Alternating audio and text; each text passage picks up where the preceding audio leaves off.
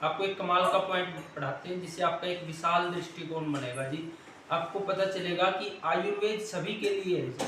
आप निकाल लो जी, अष्टांग हृदयम उत्तर स्थानम में पेज नंबर 6 नंबर पेज निकालो जी।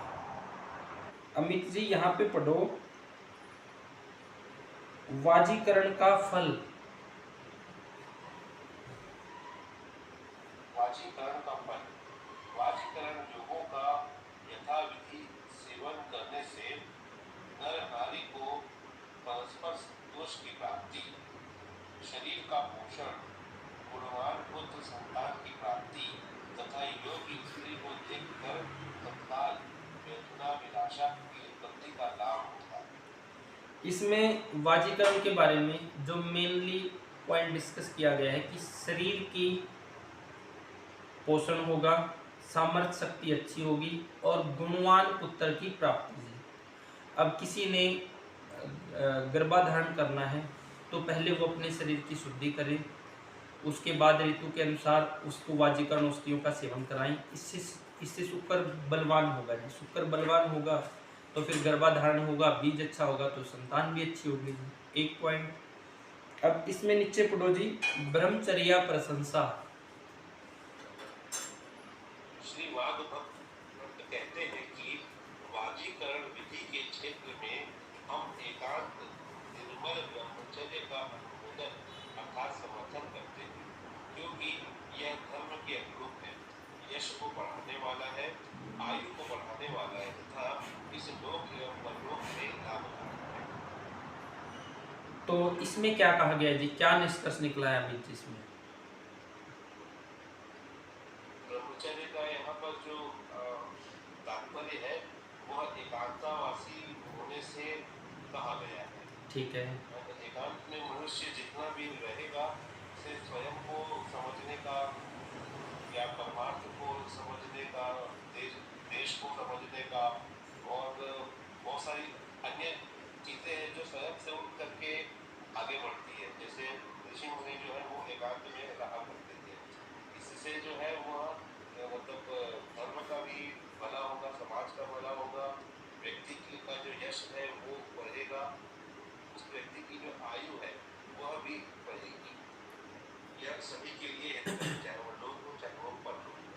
ठीक है, तो इसमें क्या कहा गया है, जो पहला पॉइंट था, जो गृहस्थी है उन्होंने वाजीकरण औषधियों का इस्तेमाल क्यों करना है, ताकि शरीर में पोषण बढ़े, शरीर में सामर्थ्य बढ़े और शुक्र अच्छा होगा तो गुणवान संतान की प्राप्ति होगी। एक ये हो गया गृहस्थ के लिए। और जो ब्रह्मचारी है, जिन्होंने पूरा जीवन ही ब्रह्मचर्या में निकालना है, जो गृहस्थी नहीं है, उनके लिए क्या है जी, वो वाजीकरण औषधियों का इस्तेमाल करें। वो वाजीकरण औषधियों का इस्तेमाल करेंगे तो उनके शरीर में ओज तेज बढ़ेगा जी, और उनका जो ओरा है, तेज है, वो और अधिक बलवान होगा। अगर कोई वाजीकर औषधि का उपयोग ब्रह्मचर्या का पालन करते हुए कर रहा है तो उसके अंदर सृष्टि का सबसे जबरदस्त ओज पैदा होगा जी।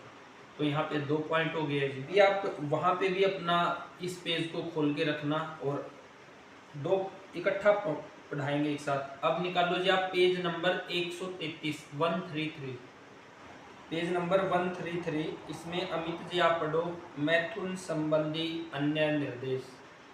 मैथुन संबंधी अन्य निर्देश।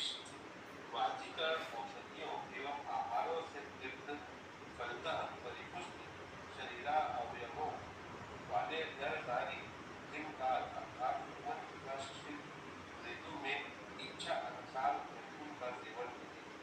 वसंत एवं शरद ऋतुओं में 3 दिनों तथा गर्मी और वर्षा ऋतुओं में 15 दिनों में मैथुन करें। इसमें क्या निष्कर्ष निकला है जी, ये जो पॉइंट बताया गया है ये है जी, अगर इसका पालन गृहस्थ व्यक्ति भी करते हैं तो ये उनके लिए भी ब्रह्मचर्या है जी, गृहस्थ में रहते हुए भी।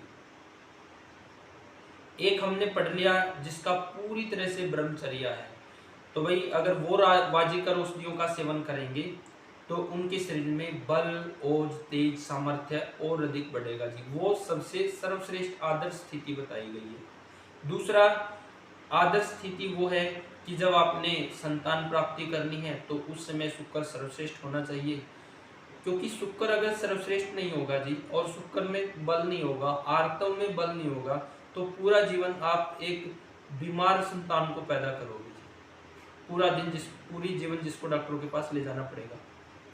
और जब हम आगे गर्भकाल के बारे में डिटेल में पढ़ेंगे कि जिस महिला का शरीर कफ का है, जिसका शरीर कफ का है, कफ शरीर में बढ़ा हुआ है या कफ का शरीर है, अगर वो गर्भकाल में कफ वर्धक आहार विहार का सेवन करेगी, जैसे कि दही को सब लोग गुणवान मानते हैं।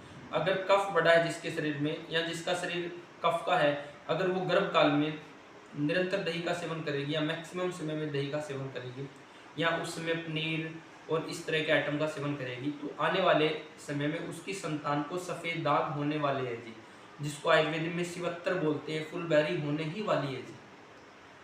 क्योंकि जो महिला कफ दोष का शरीर होने पर और कफ दोष बड़ा होने पर भी कफ वर्धक आहार विहार का सेवन गर्भकाल में करेगी, तो आगे उसकी संतान को ये होगा और वो ठीक नहीं हो पाएगा जी, उसको आयुर्वेद में असाध्य बोला गया है।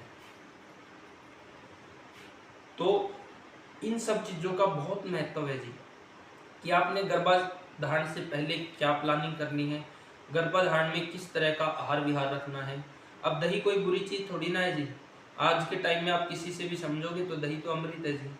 एक फैशन है हर रोज़ दही खाने का, और खासकर गर्मियों में दही खाने का, लेकिन वो डिपेंड करता है कि किस प्रकृति के अनुकूल है, किसके अनुकूल नहीं है, ऋतु क्या है और उसकी प्रकृति क्या है जी। हर चीज़ देख के उसके अनुसार जब सेवन किया जाएगा तो आप पूर्ण लाभ भी ले सकते हैं, और नहीं तो अच्छी चीज़ का भी नुकसान ही है जी। तो ये जो पॉइंट पढ़ा है अमित जी, इसका क्या निष्कर्ष है?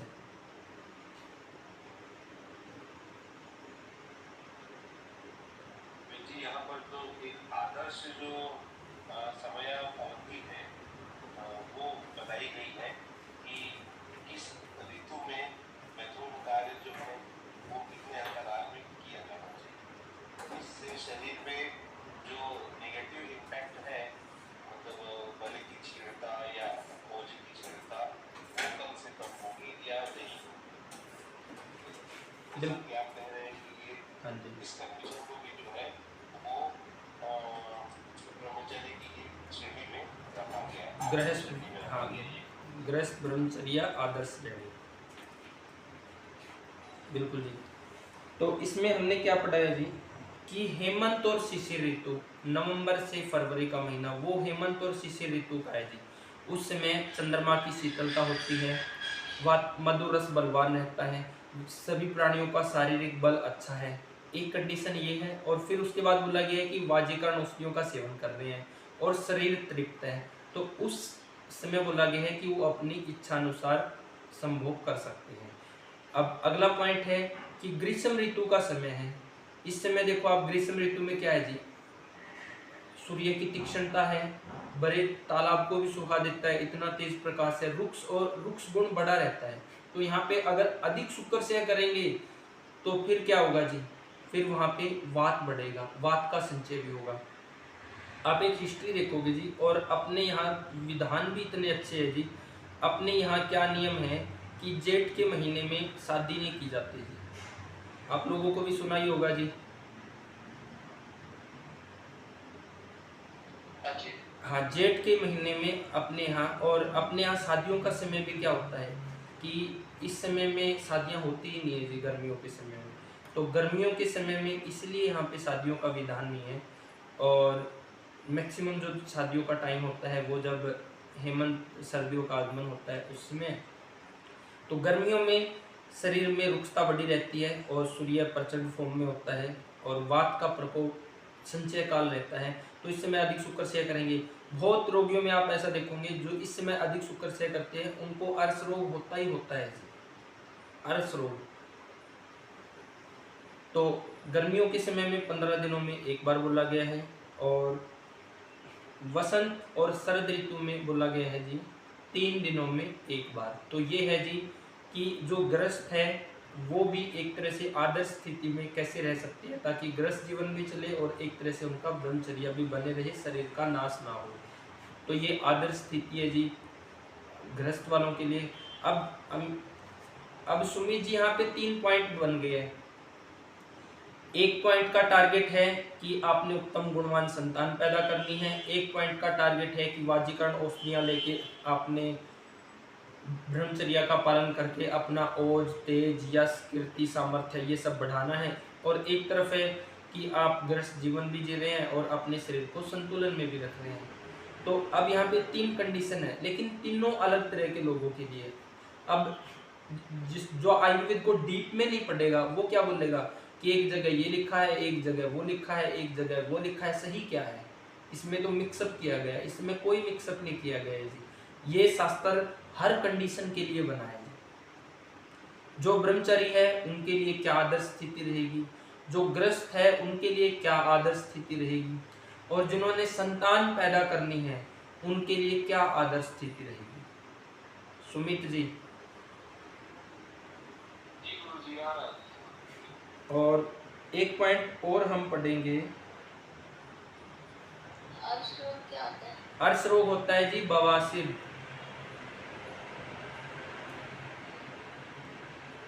अधिक शुक्र क्षय करेंगे तो शरीर में रुक्षता बढ़ती है जी, वात बढ़ता है। वात बढ़ेगा तो अग्नि विषम होगी, अग्नि अच्छी नहीं होगी तो फिर वायु भी अनुलोम नहीं होगी, अंतों में मल का संचय होगा। तो अर्श की संप्राप्ति में 3 कारण होते हैं, अग्नि मंद होना, अंतों में मल का संचय होना और वायु अनुलोम ना होना। तो अगला, अब दोबारा से आओ अमित जी, आप पेज नंबर 1207 के ऊपर ही 1207 वहीं पे जहां पे हम पढ़ रहे थे। वाजीकरण के पूर्व कर्म और पढ़ोगे। वाजीकरण के पूर्व कर्म, यदि वाजीकरण प्रयोग की आवश्यकता हो तो सबसे पहले स्नेहन लेकर कर वमन विरेचन कराकर शरीर शुद्ध करें। फिर अनुवासन तथा विरूपण बस्ती में घी, तेल, मांस रस, दूध, मिश्री तथा मधु का प्रयोग करावे। उसके बाद मधु अथवा मांस रस का प्रयोग करावे। उसके पश्चात शुक्र व्रत तथा अपत्याघात संतान की वृद्धि करने वाले योगों का प्रयोग करावे। ठीक है, इसमें जहाँ पे भी सामान्य चिकित्सा हम पढ़ रहे हो और मांस रस आए तो वहाँ पे कांटा लगा दियो जी, क्योंकि सामान्य अवस्था में कहीं पे भी मांस रस इस्तेमाल करने की जरूरत ही नहीं पड़ती है।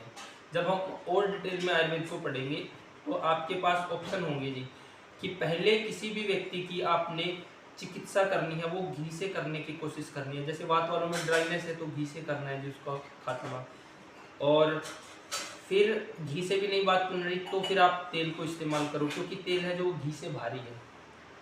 और फिर ये दोनों विफल हो रहे हैं और बाजीकर औषधियाँ, हर तरह के रसायन औषधियाँ, सब स्निग्ध औषधियाँ भी काम नहीं कर पा रही है, फिर वसा और मज्जा का नंबर आता है। तो सामान्य चिकित्सा में आपने इसको उपयोग करने की जरूरत नहीं है, जहाँ पे भी आए आप इसको काट दो। तो अब इसका निचोड़ बताओ अमित जी, वाजीकर के पूर्व कर्म का निचोड़ क्या निकला है? वाजीकरण औषधियाँ जो है वो ऐसे ही किसी को नहीं देने की है, क्योंकि ये शरीर में जो है विभिन्न तरह के वाजीकरण करने के पूर्व जो है स्नेहन स्वेदन और वमन विरेचन कराया जाना चाहिए, जिससे कि वायु जो है उसका प्रवाह शरीर के किसी भी अंग में रुके ना। शुद्धि होने से जो है शरीर में एक नए बल की प्राप्ति होगी। अग्नि का जो बल है वो भी पर्याप्त मात्रा में होगा, क्योंकि वाजीकरण रूप की औषधियाँ जो है वो गर्म होती है, शरीर में उष्णता पैदा करती है। नहीं, गर्म नहीं होती अमित जी वाजीकरण औषधियाँ। अमित जी वाजीकरण औषधियाँ गर्म नहीं होती, शीत होती है, शीत मधुर स्निग्ध, तभी बल बढ़ेगा जी। तो इसका हाँ जी बोलो। अनुवासन तथा विरूपण बस्ती का उपयोग किया जाना चाहिए। घी, तेल और मांस रस का प्रयोग किया जाना चाहिए। दूध, मिश्री तथा मधु का प्रयोग किया जाना चाहिए। इसके बाद तथा मांस रस का प्रयोग करावे। इसके पश्चात ही शुक्र व्रत तथा संतान प्राप्ति, संतान वृद्धि करने वाले योगों का प्रयोग कराना बताया गया है। इसका ये औषधियाँ गर्म नहीं होती है तो तुरंत पेशेंट को एसिडिटी क्यों होती है? हाँ अभी बताते हैं। जो व्यक्ति जिसमें अग्नि का बल नहीं है वो अगर इसका सेवन करेगा तो फिर उसको नुकसान करेगी, एक कारण। दूसरा, जिसको पहले ही गैस सफारा कब्ज है वो इस्तेमाल करेगा तो उसको नुकसान करेगी। तो इसको लेने से पहले ये बोला गया है कि शरीर की शुद्धि करो, और शरीर की शुद्धि कब करोगे? जब दीपन पाचन अच्छा होगा। तो पहले व्यक्ति का अग्नि का बल अच्छा करो, फिर उसके शरीर में शोधन चिकित्सा करो, और फिर उसको रसायन औषधियों का सेवन कराओगे। तो ये है विधान। अब आप किसी भी रोगी को डायरेक्ट ही अगर सेवन करा दोगे बिना शुद्धि किए तो फिर उसको नुकसान होगा। कम से कम इतना जरूर होना चाहिए कि अग्नि का बल अच्छा हो जी। अग्नि का बल अगर किसी का अच्छा है तो आप इसको डायरेक्ट भी सेवन करा सकते हो। तो इसके 2-3 तरीके हैं कि आप शोधन चिकित्सा करवा के फिर इसको इस्तेमाल कराओ तो बेटर है जी। जिस तरह से एक सफ़ेद कपड़े को अगर साफ करके उसमें रंग दिया जाएगा तो अच्छा आएगा, अगर ऐसे ही आप रंग दोगे तो अच्छा नहीं आएगा। तो पहला तो ये है जी, पूर्ण लाभ लेना है तो शोधन चिकित्सा करके इसको इस्तेमाल करो। दूसरा ऑप्शन है कि अग्नि का बल अच्छा है और शरीर में ब्लॉकेज नहीं है तो दे सकते हो। तो अमित जी ये कंडीशन है कि अग्नि का बल अच्छा हो तभी आपने वाजीकरण औषधियाँ उपयोग करनी है, और कोई भी रसायन वाजीकरण औषधियाँ हैं वो शुक्र को तभी बढ़ाएगी जब वो मधुर होगी, स्निग्ध होगी, शीत होगी, तभी शुक्र बढ़ेगा जी। हर ठंडी चीज से ही शुक्र बढ़ता है जी, ना कि गर्म चीज से। गर्म चीज से शुक्र का क्षय होता है जी।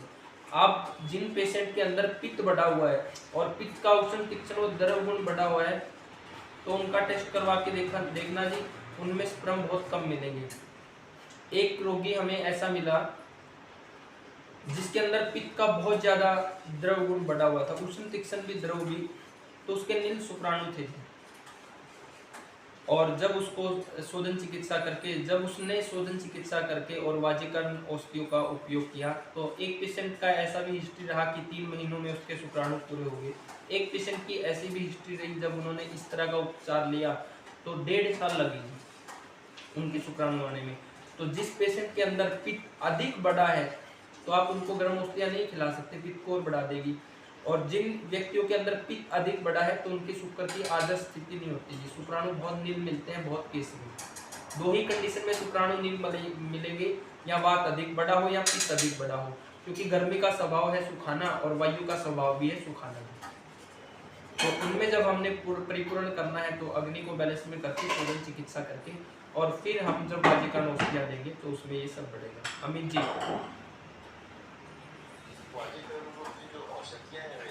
हाँ जी।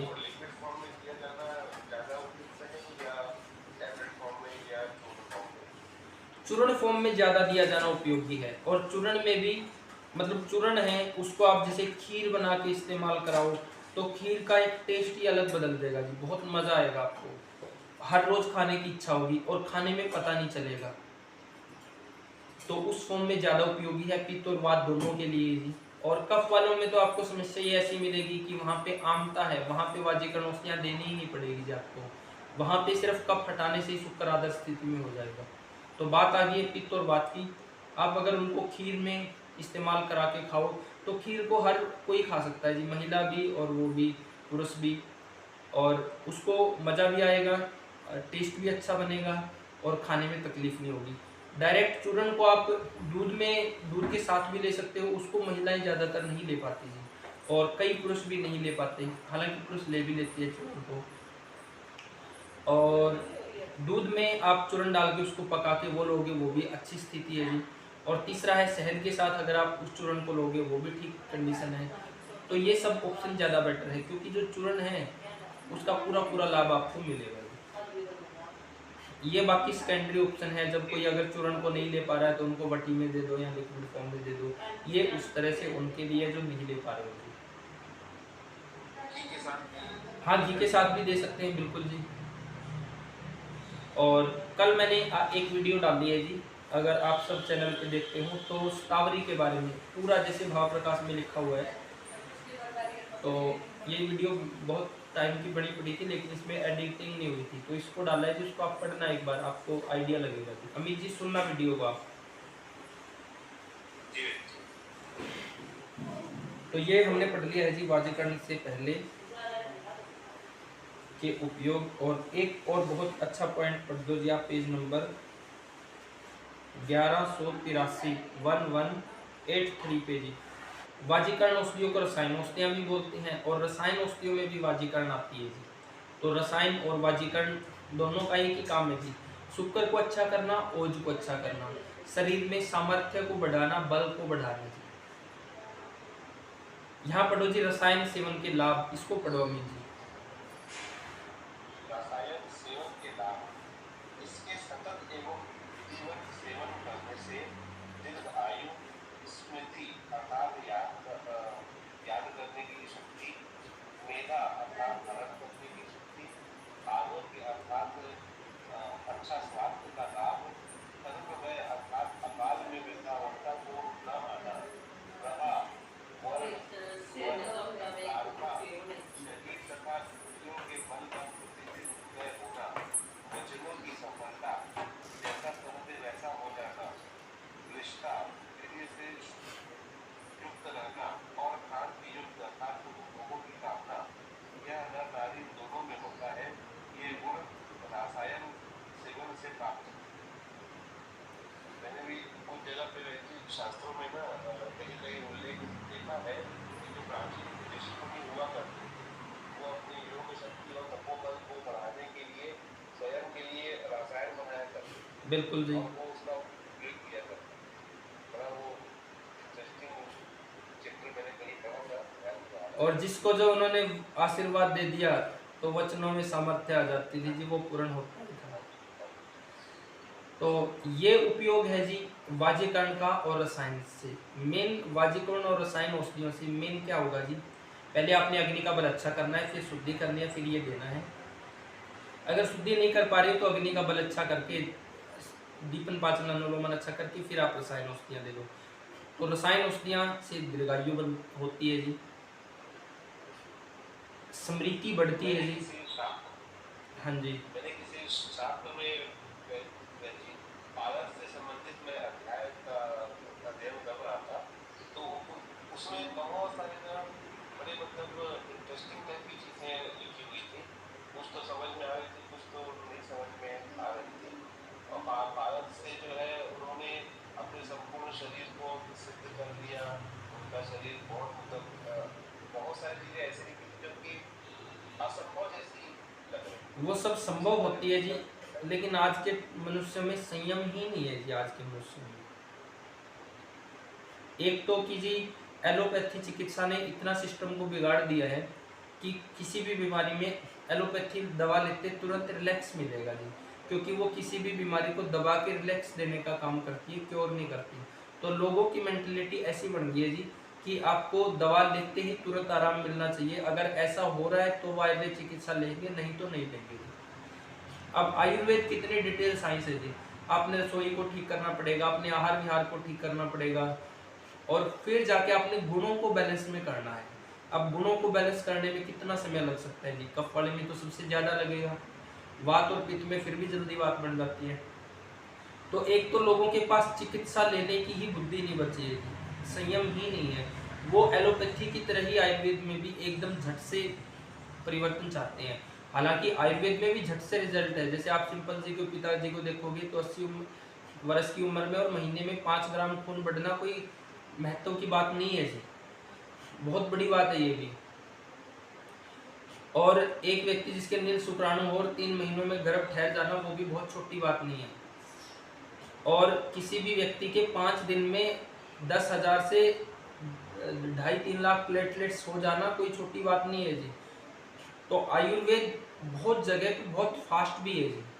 वो डिपेंड करता है जी कंडीशन कैसी है। आयुर्वेद क्या बोलता है जी, जब हम आगे डिटेल में पढ़ेंगे ना, तो आयुर्वेद में रोगों की साध्य स्थिति आती है जी। साध्य में भी वो सुख से साध्य होगा तो फास्ट रिजल्ट है वहाँ आयुर्वेद का।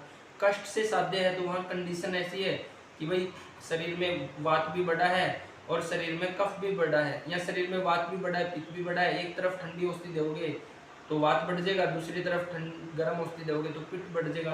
तो यहाँ समस्याएं समय के साथ ही ठीक होगी जी, कष्ट साध्य से ही ठीक होगी। तो सुख साध्य आएगा, कष्ट साध्य आएगा, फिर असाध्य कंडीशन भी आएगी। यानी रोगों की स्थिति है कि भाई कौन सा रोग फास्टली ठीक होगा, कौन सा रोग सुख साध्य होगा, कौन सा कष्ट साध्य होगा। तो आयुर्वेद में भी जब आप आयुर्वेद को और चिकित्सा को डीप में पढ़ोगे तो वहाँ पे आपको ऐसा मिलेगा कि बहुत रोग ऐसे हैं जहाँ आयुर्वेद एलोपैथी से भी फास्ट काम करता है जी।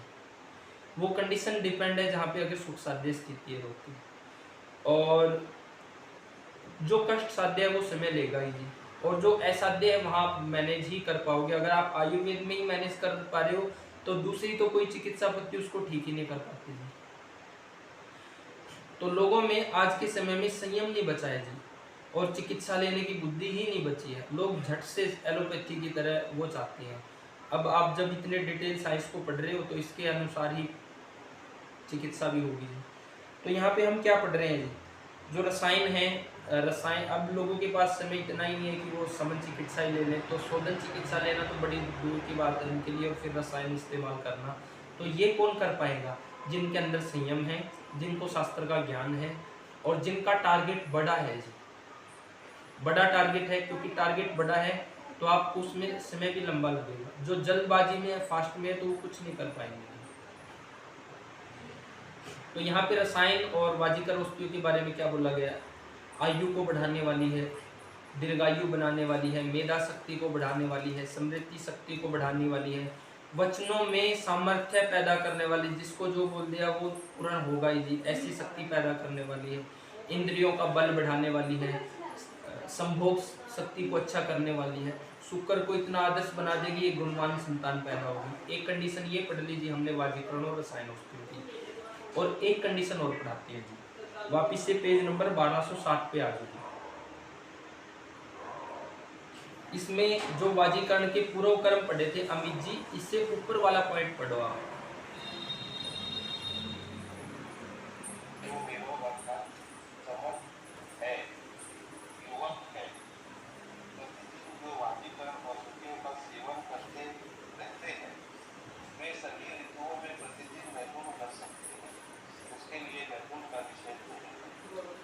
तो ये बता दिया है जी राजा जैसी जीवन शैली, ठीक है। अब यहाँ पे आयुर्वेद ने क्या किया, हर पॉइंट को कोरिलेट कर दिया है जी। जो ब्रह्मचारी है उनके ब्रह्मचर्य को और उत्तम कैसे बनाना है, जो ग्रस्त है उनका ग्रस्त भी अच्छा चले और एक तरह से ब्रह्मचर्य का पालन भी हो, निरोगी भी बने रहे, उनके लिए क्या निर्देश है वो भी दे दिया है। जिन्होंने गुणवान संतान पैदा कर ली है उनके लिए भी निर्देश दे दिया है, और जो युवक है और जो राजा जैसी जिनकी जीवन शैली है उनके लिए भी निर्देश दे दिया है। अब एक आमजन व्यक्ति इसको क्या समझेगा कि आयुर्वेद में तो एक जगह ऐसा लिखा है, एक जगह ऐसा लिखा है, एक जगह ऐसा लिखा है। अब मैंने आपको ये कई एंगल से पढ़ाया है, कई जगह से पढ़ाया है, तो आपके अंदर क्या वो बनेगा, विचार बनेगा कि भाई आयुर्वेद हर किसी के लिए है, आयुर्वेद हर कंडीशन विशेष में किसको क्या करना है, हर एक निर्देश है जी। वहाँ इसको पढ़ के क्या निष्कर्ष निकला है जी अमित जी, जो सभी पॉइंट हमने पढ़े हैं। हर कंडीशन में जो वाजीकरण औषधियाँ है वो सर्वश्रेष्ठ है, डिपेंड करता है कि वो व्यक्ति उसे किस रूप में उपयोग करता है। बिल्कुल जी, कौन किससे किस तरह का लाभ लेना चाह रहा है। भाई दीर्घायु बनना चाह रहा है, वचनों में ऐसी ताकत लेना चाह रहा है जो जिसको बोल दिया छू मंत्र उसका रोग भी कट जाए और वो कामयाब भी हो जाए, और इंद्रियों में बल प्राप्त करना चाहता है, बुढ़ापा जल्दी से आने नहीं देना चाहता है, वो लेना है, या ग्रस्त ब्रह्मचर्य का पालन करना है, या पूर्ण ब्रह्मचर्य का पालन करना है, या वो फिर मैथुन शक्ति के संभोग की तरफ, पागलपन की तरफ जाना है। तो सभी कंडीशन है जिसमें, सभी के लिए वो बताइए। सुमित जी अब कुछ और क्लियर हुआ, एक व्यू बना, विशाल व्यू बना।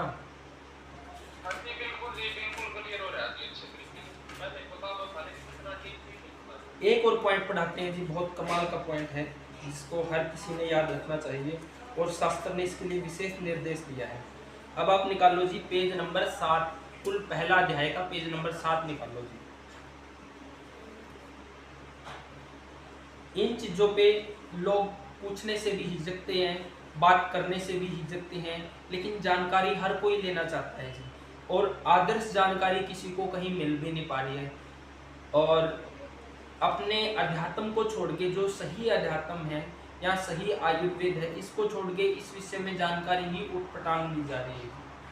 तो इस पे थोड़ा टाइम इसलिए लगाया गया है ताकि हर एक को ज्ञान हो कि किसने कहाँ पे किस तरह से क्या करना है जी, और क्या हर एक के लिए आदर्श स्थिति है। अमित जी पेज नंबर 7 पे वाजीकरण तंत्र पढ़ो। वाजीकरण तंत्र अवाची वाची अत्यंत मैथुने शक्तः क्रियते येन तत् वाजीकरणम्। वाजीकरण तंत्र से कहते हैं जो अल्प मात्रा वाले शुक्र का संतर्पण करता है, दूषित शुक्र को शुद्ध करता है, क्षीण शुक्र को बढ़ाता है और सूखे हुए शुक्र के उत्पादन के उपायों का निर्देश करता है। लिंग में प्रहर्षता को उत्पन्न कर नर नारी में संतानोत्पादन शक्ति को पैदा करता है। वर्षति इति वृषः, इस अभिप्राय से भले ही इस तंत्र को वृष चिकित्सा कहा जाए, अन्यथा वृष का सांड इस चेष्टाओं के बाद सोचकर मैथुन में प्रवृत्त होता है, उसे सुश्रुत सौगंधिक नामक नपुंसक कहा है। एक मिनट जी, यहाँ तक हमने क्या पढ़ा जी? यहाँ तक देखो कितना अच्छे पॉइंट पढ़े कि भाई जिसके अंदर अल्प शुक्र है, जो रोगी आपके पास चल के आ गया जिसके अंदर शुक्राणु कम है, तो आपने काम करना ही पड़ेगा जी, उसके शुक्राणु बढ़ाने पड़ेंगे। तो वाजीकर औषधि यहाँ पे इस्तेमाल होती है, नंबर 1।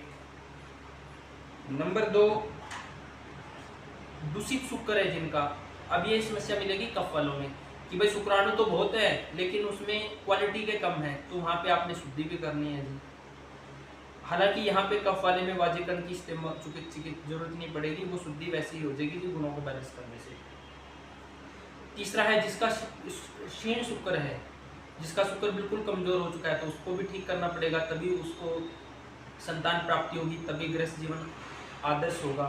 तो यहाँ पे आगे हम अब जब इसको डिटेल में पढ़ेंगे जी कि ऐसा बोला गया है कि जो संतानहीन पुरुष है उसकी बहुत निंदा की गई है और संतान वाले पुरुष की बहुत प्रशंसा की गई है। जैसे हरा भरा फल वाला वृक्ष होता है ना, उसको सब चाहते हैं, तो संतान होना भी हर एक के लिए बहुत जरूरी है, जो आयुर्वेद का दृष्टिकोण आगे हम पढ़ेंगे। और आगे लिखा है किसी का शुक्र है जो सूख गया है, ऐसा रोगी आपके पास आया, तो वहाँ पे आपने वाजीकरण औषधियों का इस्तेमाल करना पड़ेगा। तो ये बता दिए जी वाजीकरण औषधियों के कार्य कि कहाँ कहाँ इसका उपयोग करना है। इसका सावधान जहाँ पे लिखा है वो पॉइंट और पढ़ दो आप नीचे। सावधान, रसायन एवं वाजीकरण प्रयोगों का उपयोग जीवन स्वास्थ्य वर्धक एवं प्रयोत्पादन के लिए ही होना चाहिए। दुराचार या दुष्प्रवृत्ति के लिए कभी भी इसका प्रयोग न करें, ऐसा करने से हानि भी हो सकती है। साथ ही इनका प्रयोग योग्य चिकित्सक की देखरेख में करें। इसके सेवन काल में जितनी होना अति आवश्यक है। ये लिख दिया जी 100% की बात, ये लिख दिया जी 100% की बात। इसका आखिरी निष्कर्ष अंत में कंक्लूजन इसका जी कि इसका जो मेन उपयोग है वो होना चाहिए जी शुक्र को बलवान बनाने के लिए, ताकि हम एक सर्वश्रेष्ठ संतान की प्राप्ति कर सकें। और दुष्प्रवृत्ति के लिए अगर इसका इस्तेमाल करेंगे, मतलब इसको खा के बहुत अधिक मैथुन करेंगे, तो भी शुक्र का क्षय होगा जी, तो भी शरीर में कमजोरी आएगी। खा के भी अगर अति करेंगे, तो अति तो हर चीज़ की बुरी होती है। और आगे बोला गया है इसको उपयोग वैद्य चिकित्सक के निर्देशन में ही करना चाहिए। कितने दिन करना है, किस तरह से करना है, किसको करना है, किस ऋतु में नहीं करना है, करने से पहले क्या कंडीशन होनी चाहिए। तो ये हो गया जी पूरा एक निष्कर्ष। अब अंत में ये पॉइंट ने सब चीजें क्लियर कर दी है जी। अमित जी कितना शानदार लिखा है ये अंत का पॉइंट। एकदम सही है बहन जी। मतलब आज के इसके समय के में जो पेशेंट जिस कार्य से पहुंचते हैं ना, उनको तो चिकित्सा देनी नहीं चाहिए, वैसे ही भगा देना चाहिए मेरे हिसाब से। तो क्योंकि कितनी शुद्ध चीज है और उसको कितना दुरुपयोग की दृष्टिकोण से पूरे भारत देश में उपयोग हो रहा है। बिल्कुल जी, बिल्कुल जी। तो जब सांड वाली बात नहीं रही है, ये मुझे नहीं समझ में आई। इसको छोड़ दो, इसको समझना भी नहीं है, बस यही पढ़ना था, यही जरूरी काम है कि वाजीकर हमने कहाँ चाहिए है जी। भाई ऐसे व्यक्ति जिनमें शुक्र ही नहीं है, शुक्र दूषित हो गया है, शुक्र कमजोर है, या शादी हो गई है और मैथुन शक्ति या सामर्थ्य शक्ति है ही नहीं, तो उनके लिए भी व्यवस्था बनानी पड़ेगी। तो ये सब है जी कंडीशन विशेष के लिए। जब आप आयुर्वेद को डिटेल में पढ़ लोगे ना जी, इस शास्त्र को देखो मैंने कहाँ कहाँ से पढ़ाया, पहला अध्याय, सबसे अंतिम अध्याय, फिर बीच में भी, जब आप इस पूरे शास्त्र को पढ़ लोगे ना तो आपका एक व्यू क्लियर हो जाएगा। फिर आपका सुमित जी जैसे आज सवाल था, कोई सवाल नहीं बचेगा।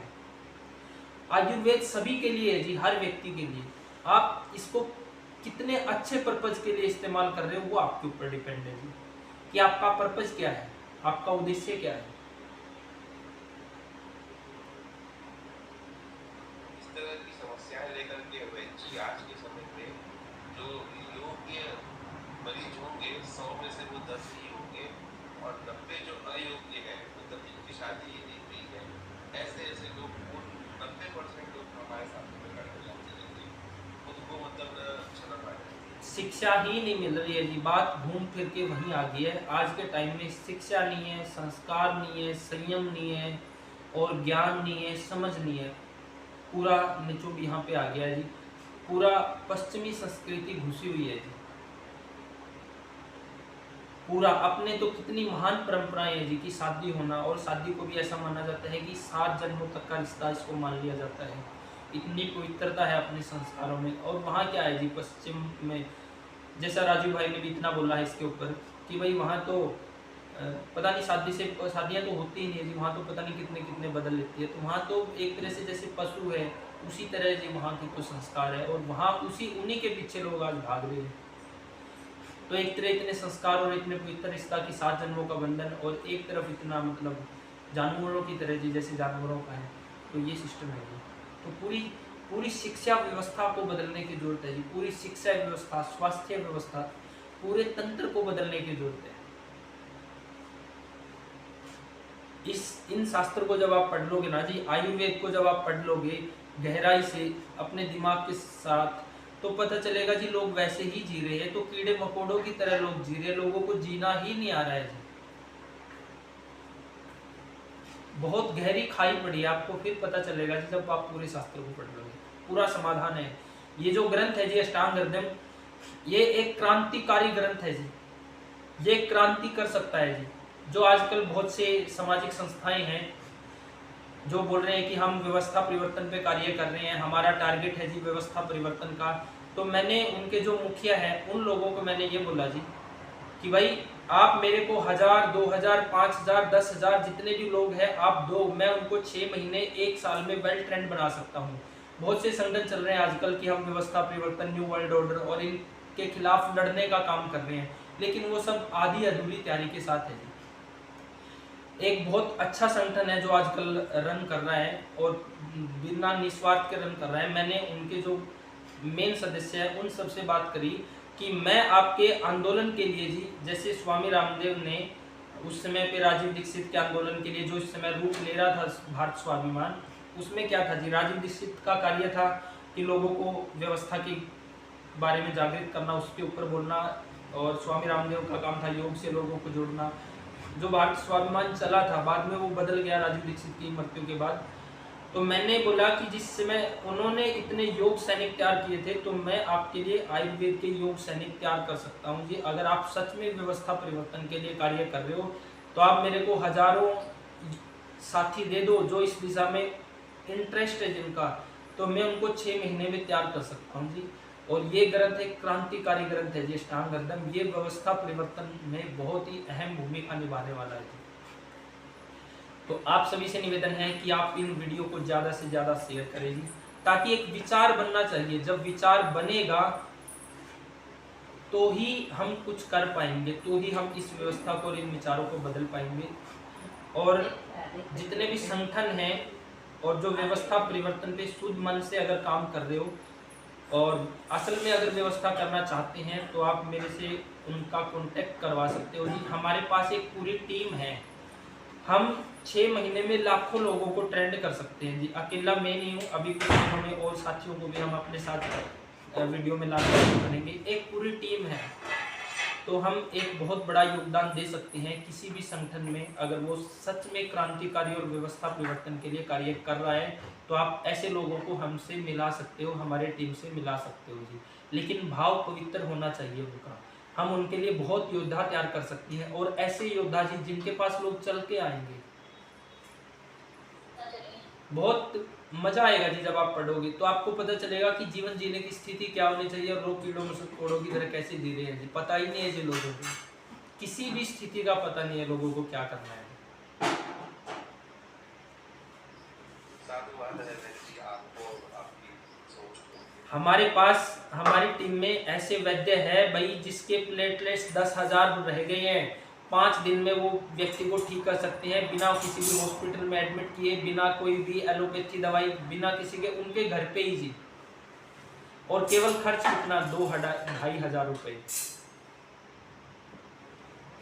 और ज़्यादा हम ऑनलाइन में बोल नहीं सकते हैं जी, नहीं बोलने को तो बहुत कुछ बोल सकते हैं। जैसे अब ये इनके पिताजी थे, इनका तो एक एग्जाम्पल इसलिए डिस्कस कर लेते हैं, ये क्लास में है ताकि आप लोगों का हौसला बढ़े और आयुर्वेद किस तरह से काम कर रहा है। नहीं, बहुत क्रांतिकारी परिणाम आपके सामने हम डिस्कस कर सकते हैं, समय के साथ करेंगे, अभी थोड़ी पाबंदियाँ हैं। तो आज के लिए इतना ही जी, समय आज ज़्यादा हो गया, बाकी परसों पढ़ेंगे जब सभी।